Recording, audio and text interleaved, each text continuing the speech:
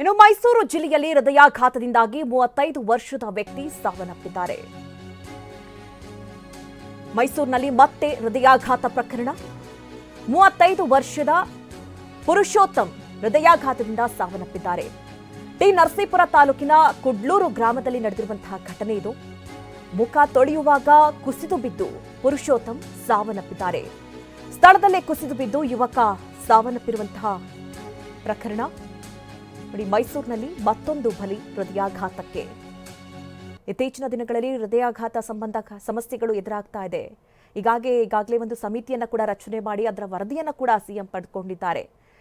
ಈ ಎಲ್ಲ ಒಂದಷ್ಟು ವಿಚಾರಗಳ ನಡುವೆ ಮತ್ತೆ ಸಾವಿನ ಪ್ರಕರಣಗಳು ಹೆಚ್ಚಾಗ್ತಾ ಇರೋದನ್ನ ನಾವು ಗಮನಿಸಬಹುದು.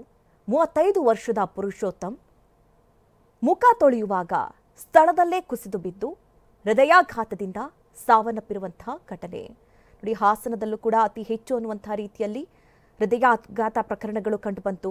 ಬೇರೆ ಜಿಲ್ಲೆಗಳಲ್ಲೂ ಕೂಡ ಈಗ ಹೃದಯಾಘಾತ ಸಮಸ್ಯೆಯಿಂದ ಸಾವನ್ನಪ್ಪಿರುವಂತಹ ಸಂಖ್ಯೆ ಹೆಚ್ಚಾಗ್ತಾ ಇದೆ. ಇದರ ಮಧ್ಯದಲ್ಲಿ ಮೈಸೂರು ಜಿಲ್ಲೆಯಲ್ಲೂ ಕೂಡ ಇದೇ ರೀತಿ ಹೃದಯಾಘಾತದಿಂದ ವ್ಯಕ್ತಿ ಸಾವನ್ನಪ್ಪಿರೋದು.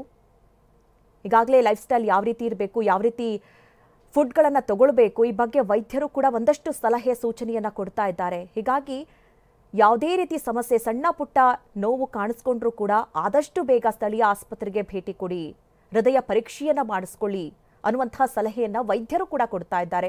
ಮತ್ತೆ ಚಿಕ್ಕ ಮಕ್ಕಳಲ್ಲೂ ಕೂಡ ಈ ರೀತಿ ಹೃದಯ ಸಮಸ್ಯೆಗಳು ಹೆಚ್ಚಾಗ್ತಾ ಇರುವಂತಹ ಕಾರಣಕ್ಕಾಗಿ ಪ್ರತಿಯೊಂದು ಶಾಲೆಗೂ ಕೂಡ ತೆರಳಿ ಅಲ್ಲಿ ಪರೀಕ್ಷೆಯನ್ನು ನಡೆಸಬೇಕು ಅನ್ನುವಂತಹ ನಿಟ್ಟಿನಲ್ಲೂ ಕೂಡ ಒಂದಷ್ಟು ಸಲಹೆಗಳು ಕೇಳಿಬಂದಿದೆ.